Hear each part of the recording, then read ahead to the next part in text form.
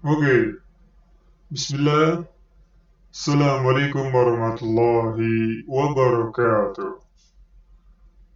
كيف حالكم أيها الطلاب؟ لعلكم بخير إن شاء الله. Welcome back to my channel Mr. Abdullah Double R. أهلا وسهلا في حجرتي. Oke, semoga teman-teman semua selalu dalam rahmat dan lindungan Allah Subhanahu wa Ta'ala. Pada pertemuan hari ini, insya Allah kita akan membahas bersama-sama dan menyimak tayangan video berikut tentang serial Sirah Para Nabi. Yang kita akan ceritakan di sini adalah tentang Sirah Nabi Musa. Oke, check it out.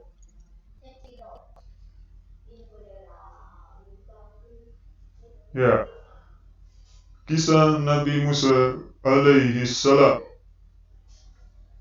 Siapa yang tidak tahu dengan Nabi Musa alaihi salam? Nabi yang gagah dan pemberani. Oke, lanjut saja.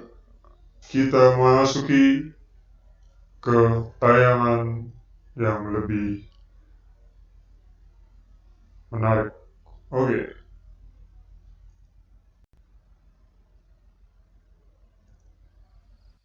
Bismillahirrahmanirrahim. Kisah Nabi Musa alaihi salam dari lahir hingga tinggal di Madyan. Dahulu kala negeri Mesir dipimpin oleh raja yang kejam. Raja ini digelari Fir'aun. Fir'aun memperbudak rakyatnya dan menindas mereka. Fir'aun ini terkenal jahat dan sewenang-wenang karena merasa memiliki daerah kekuasaan yang luas. Ia sangat ditakuti rakyat, maka ia merasa sebagai Tuhan alam semesta. Di Mesir ada dua suku bangsa besar yang tinggal. Yang pertama, penduduk asli Mesir, yaitu bangsa Kipti atau Koptik. Yang kedua, Bani Israel. Mereka adalah para pendatang keturunan Nabi Yakub alaihi salam yang dijuluki Israel. Anak keturunan Yakub atau Israel disebut Bani Israel. Bani Israel tinggal di negeri Mesir sejak zaman Nabi Yusuf alaihi salam. Suatu ketika Fir'aun bermimpi melihat api menyambar dari arah Baitul Maqdis. Api itu lantas membakar negeri Mesir. Ajaibnya, yang terbakar adalah rumah-rumah yang bukan milik Bani Israel. Keesokan harinya Fir'aun mengumpulkan para dukun dan tukang sihir untuk mengartikan mimpinya itu. Para dukun dan tukang sihir mengartikan bahwa akan lahir seorang anak Bani Israel yang menjadi penyebab hancurnya kerajaan Fir'aun. Fir'aun benar-benar takut akan kebenaran mimpi ini. Maka ia mengeluarkan perintah agar membunuh semua bayi laki-laki yang lahir di kalangan Bani Israel. Dari hari ke hari, jumlah Bani Israel menjadi kian sedikit karena semua bayi laki dan anak laki-laki yang masih kecil semuanya dibunuh. Harun alaihi salam, kakak Musa alaihi salam, lahir pada tahun ketika anak-anak tidak dibunuh. Sedangkan Musa alaihissalam lahir pada tahun saat Fir'aun memerintahkan pembunuhan. Ibunda Musa pun takut kalau anak bayinya ini dibunuh. Disembunyikannya bayi Musa di lokasi yang jauh dan sulit diketahui. Karena tentara Fir'aun terkenal sangat kejam dan selalu mencari bayi laki-laki Bani Israel untuk dibunuh. Saat terbetik kabar bahwa tentara Fir'aun akan datang, Ibunda Musa segera pergi dari rumah dan meletakkan bayinya ke dalam peti. Ditambatnya peti itu di tepian sungai Nil. Maka ia pun menyiapkan peti kecil yang diikat dengan tali dan menyusui anaknya. Jika ia mendengar bahwa tentara Firaun akan datang, maka sang ibu akan menaruh Musa ke dalam peti dan menambat peti itu di tepian sungai Nil. Jika tentara Firaun telah pergi, maka ia tarik kembali peti itu. Suatu hari, ibunda Nabi Musa lupa mengikat peti dengan tali. Peti berisi bayi itu pun terbawa hanyut arus sungai. Ibunda Musa memerintahkan anak perempuannya untuk mengikuti ke arah peti itu berjalan. Seperti perahu kecil, peti itu terus berlayar di atas sungai, mengapung, dihayutkan riak-riak kecil arus sungai Nil. Kakak perempuan Nabi Musa terus memantau kemana peti bayi itu menuju. Ternyata tersangkut di dekat tepian istana Fir'aun di sisi sungai Nil yang lebar. Ketika kakak perempuan Musa melihat peti itu tersangkut di dekat istana Fir'aun, ia pun segera menyampaikan hal itu kepada ibunya. Mendapat kabar tersebut, hati ibunda Nabi Musa terasa hampa. Hampir saja ia ingin mengabarkan keadaan yang sebenarnya, bahwa yang berada di dalam peti itu adalah anaknya.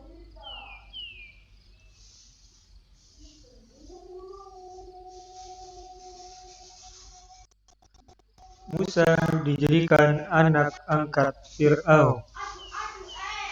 Asia, sang permaisuri Fir'aun, sedang berjalan-jalan di taman istana, diikuti oleh para dayang dan pelayannya.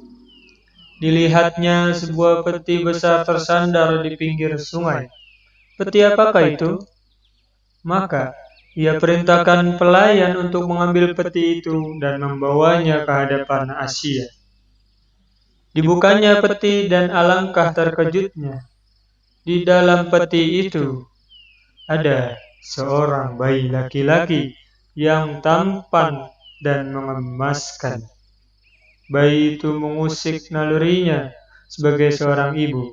Allah pun menanamkan ke dalam hati Asia rasa cinta kepada anak itu. Apalagi Aisyah adalah seorang wanita yang mandul dan lama tak mempunyai anak. Betapa rindunya ia ingin akan seorang anak. Dipeluknya si bayi dan ia bertekad menjaganya dari pembunuhan dan kekejaman suaminya. Digendongnya bayi tampan itu ke hadapan Fir'aun dan berkatalah ia adalah penyejuk hati bagiku dan bagimu. Janganlah kamu membunuhnya. Mudah-mudahan ia bermanfaat bagi kita, atau kita ambil ia menjadi anak. Sungguh benar ucapan Aisyah ini, karena keberadaan Musa memberinya manfaat. Di dunia ia memperoleh hidayah dan akhirat ia masuk surga dengan sebabnya. Melihat istrinya kuku merawat bayi ini, Fir'aun pun luluh dan menyetujui permintaan Asia. bayi itu tidak dibunuh, dan diangkatlah ia sebagai anak dan tinggallah Musa di dalam istana Fir'aun. Musa pun tumbuh dalam rawatan kasih sayang istri Fir'aun. Sungguh ini adalah keagungan Allah. Allah selamatkan Nabi Musa dari pembunuhan Raja Mesir yang zalim. Ini berkat perlindungan Asia. Bahkan kini Musa tinggal di istana kerajaan bersama orang tua angkatnya, yakni Fir'aun dan istrinya Asia. Kini Asia mengalami kesukaran baru karena bayi Musa tentu harus disusui. Seorang bayi harus minum susu, bukan? Asia merasakan perlunya anak ini disusukan. Ia pun segera menghadirkan sejumlah ibu susu ke istana untuk menyusukan dan membantu pengasuhan bayi Musa. Ajaibnya, bayi Musa menolak mereka semua. Hal ini membuat penghuni istana menjadi susah. Ada bayi pungut di istana, dan bayi itu tidak mau disusui siapapun. Berita ini pun tersebar di kalangan manusia, sehingga kakak perempuan Musa mengetahuinya. Ia pun pergi ke istana dan menemui Asia istri Fir'aun dan mengatakan bahwa ia tahu ibu susu yang cocok untuk anak ini. Asia bergembira sekali dan meminta kepadanya agar ibu susu itu dibawa segera ke hadapannya. Kakak perempuan Nabi Musa pun pulang dan menemui ibu yang sedang sangat bersedih karena kehilangan Musa. Setelah mendengar berita dari anak perempuannya bahwa bayi Musa ada di istana dan sekarang istana sedang membutuhkan ibu susu yang cocok untuk bayi itu, maka hati Bunda Musa menjadi tenang. Berangkatlah ibunda Nabi Musa bersama putrinya ke istana Fir'aun. Ternyata bayi Musa mau disusui.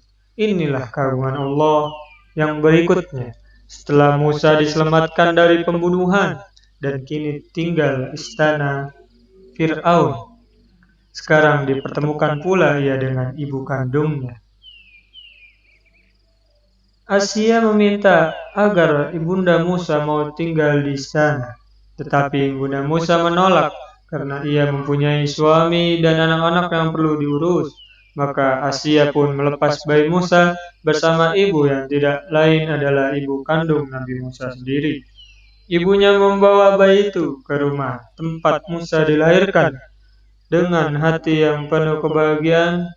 Selain memperoleh upah dari istana, ibunda Nabi Musa pun bisa mengasuh kembali anaknya. Saat Musa telah kembali ke istana Fir'aun, maka keluarga Musa telah mendidiknya dengan pendidikan yang baik, sehingga Nabi Musa tumbuh seperti anak raja dan pemerintah, yaitu sebagai orang yang kuat, pemberani, dan berpendidikan. Selain itu, Bani Israel menjadi lebih terhormat, karena yang menyusukan anak angkat istana, yakni Musa, adalah dari kalangan mereka.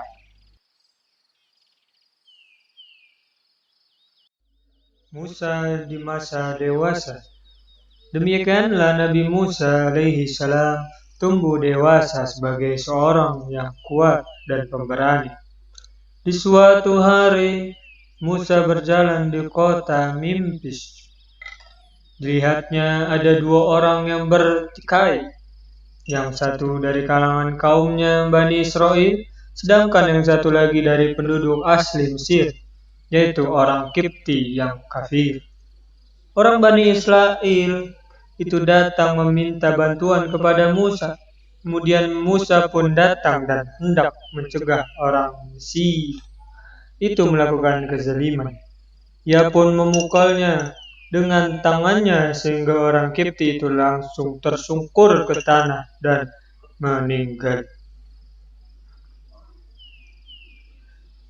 Musa pun sadar bahwa dirinya dalam kesulitan.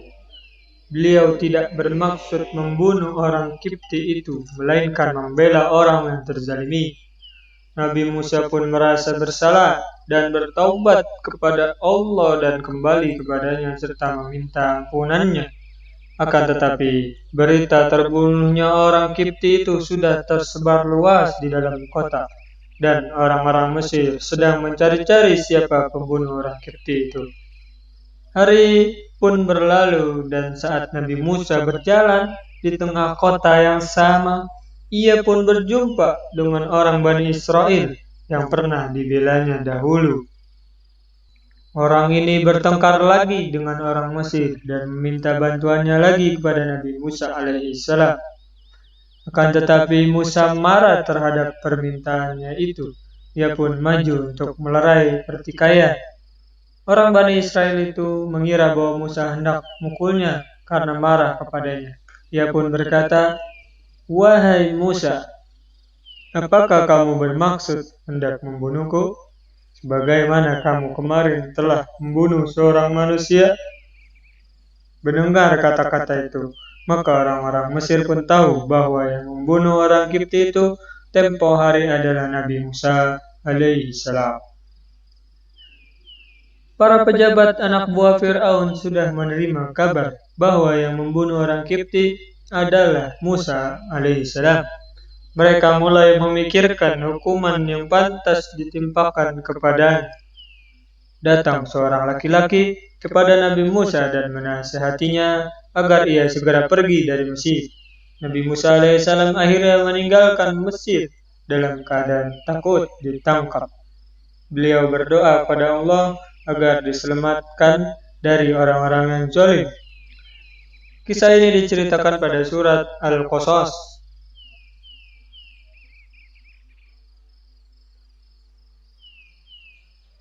Musa pergi menuju Madian. Musa pergi meninggalkan Mesir. Ia tidak tahu kemana harus melangkah. Akan tetapi ia terus berjalan hingga tiba di sebuah kota yang bernama Madian. Tiba di Madian, Musa alaihissalam duduk beristirahat di sebuah pohon yang terletak tidak jauh dari sumur, di mana banyak orang mengantri. Dia lihat ada dua orang wanita yang membawa kambing-kambing gembala. Keduanya berdiri jauh dari sumur menunggu orang-orang selesai mengambil air. Lantaran kasihan, Musa pun bangkit dari tempat ia duduk dan bertanya kepada kedua wanita itu, mengapa berdiri jauh dari keramaian orang? Keduanya menjawab bahwa mereka berdua tidak dapat memberi minum kambing-kambing mereka, melainkan setelah orang-orang selesai memberi minum kambing-kambing mereka. Keduanya terpaksa melakukan ini, karena orang tuanya sudah sangat tua, tidak sanggup melakukan pekerjaan. Nabi Musa pun maju, lalu mengangkat batu besar sendiri yang biasa diangkat oleh 10 orang. Kemudian Musa memberi minum kambing-kambing milik kedua wanita itu, dan kembali ke tempat semula. Di bawah naungan pohon itu beristirahat Musa. Musa lelah karena baru saja menempuh perjalanan jauh. Perutnya merasakan lapar. Ia pun berdoa, "Ya Tuhanku, sungguhnya aku sangat memerlukan kebaikan yang Engkau turunkan kepadaku." Ketika kedua wanita itu kembali kepada orang tuanya, keduanya menceritakan kejadian yang mereka alami, sehingga orang tua itu heran dengan orang asing yang kuat akan tetapi sangat santun. Lalu orang tua ini menyuruh salah seorang anaknya untuk mendatangi Musa dan mengundangnya untuk menjumpai ayahnya. Salah satu wanita itu mendatangi Musa dengan malu dan memberitahukan undangan ayahnya. Maka Musa memenuhi undangan itu dan mendatangi ayah wanita itu. Musa berjalan di depan sedangkan wanita ini berjalan di belakang sambil mengisyaratkan jalannya dengan melempar batu kecil. Ketika sampai di tempat orang tua itu, maka dia bertanya kepada Musa tentang nama dan apa yang terjadi pada dirinya. Musa pun menceritakan kejadiannya. Orang tua itu menenangkannya. Salah seorang dari kedua wanita itu minta kepada ayahnya agar mengangkat Musa sebagai pekerja karena keadaannya yang kuat lagi amanah. Maka orang itu menawarkan kepada Musa alaihissalam untuk menikahi salah satu putrinya dengan mahar mau bekerja kepadanya selama 8 tahun atau 10 tahun jika Musa mau. Musa setuju terhadap tawaran itu dan menikah dengan salah satu dari putri orang tua tersebut. Ia pun mulai menggembala kambing selama 10 tahun. 10 tahun tinggal di Madian, Musa merasa rindu kepada keluarganya yang ada di Mesir. Orang tua itu pun setuju. Musa kembali ke Mesir bersama istri dan anaknya, serta memberinya bekal selama perjalanan pulang ke Mesir.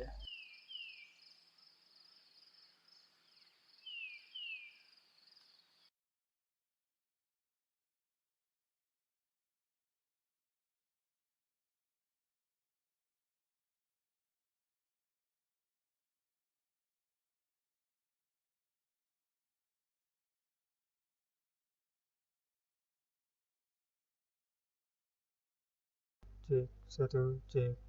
Cek satu, cek satu, cek.